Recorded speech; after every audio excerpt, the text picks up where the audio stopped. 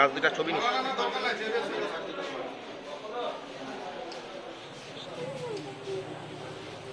শুক্রবার দুই ব্যবসায়ীদের মধ্যে বিবাদকে কেন্দ্র করে তুমুল উত্তেজনা ছড়ালো কোচবিহার শহরে। এক ব্যবসায়ীকে অপর এক ব্যবসায়ী ছুরি দিয়ে আঘাত করে বলে অভিযোগ। ঘটনাটি ঘটেছে কোচবিহার শহরের কোতোয়ালি থানার অন্তর্গত ৬ নম্বর ওয়ার্ড সংলগ্ন ধর্মতলা এলাকায়। জানা যায়, ধর্মতলা মোড়ে আহত সিমেন্ট ব্যবসায়ী সুশান্ত দে অপর এক ব্যবসায়ী তপন রায় ওই ওয়ার্ডের ফুটপাতে পানের দোকান করতেন। আহত ওই সুশান্তদের স্ত্রী অনিন্দিতা দে অভিযোগ করে বলেন, তার স্বামীর দোকানের পাশেই ওই পান ব্যবসায়ী তপন রায়কে ফুটপাত দখল করে দোকান করতে নিষেধ করেছিলেন।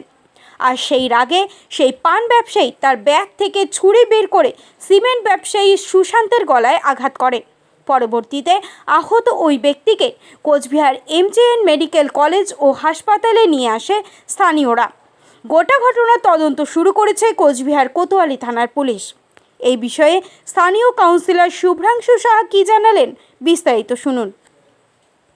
আরে এই যে ড্রেনের নোংরাও পরিষ্কার হচ্ছে না সঙ্গে সঙ্গে, তো সেই ক্ষেত্রে ওর দোকানে বাপি যে আছে সিমেন্টের দোকান ধর্মতলায়, ওনার দোকানের সামনেও মনে করেন পরিষ্কার হচ্ছে, তো স্ল্যাবগুলো তুলেই পরিষ্কার হচ্ছে। ওর সামনে একটা ভাগা পানের দোকান হচ্ছে দিত রাস্তার উপরে, তো স্বাভাবিকভাবে সব মনে করেন ভাঙাভাঙি হচ্ছে, তো ওকেও ওর দোকানটাও বলেন তো কি হয়তো সরছে। আজকে ও এসে বলে আমি ছিলাম না, আমি একটা মিটিং থেকে মানে এই খবর পেয়ে মনে করেন মিটিং ক্যান্সেল করে এখানে আসলাম। তো ঘটনা হলো যে আমি শুনতে পারলাম যে ওর বউ আমাকে ফোন করে যে এরকম এইখানে এই ছেলেটা একটু হুজ্জতি করছে। তো সেই সময় তো আমিও যেতে পারিনি মিটিং ছেড়ে, তো এই ঘটনার পরে তো আসলাম।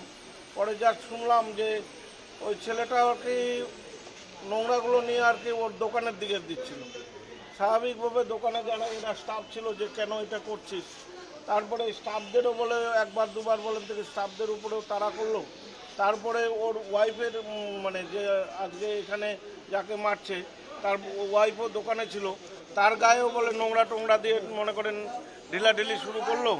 তারপরে স্বাভাবিকভাবে দোকানের যে মালিক সে বলছে যে এরকম কেন করছিস, বলতেই বলে হচ্ছে ব্যাগের থেকে মানে কি একটা মানে কাটারি না কি বের করে ওর মানে গলার মধ্যে মেরে দিল।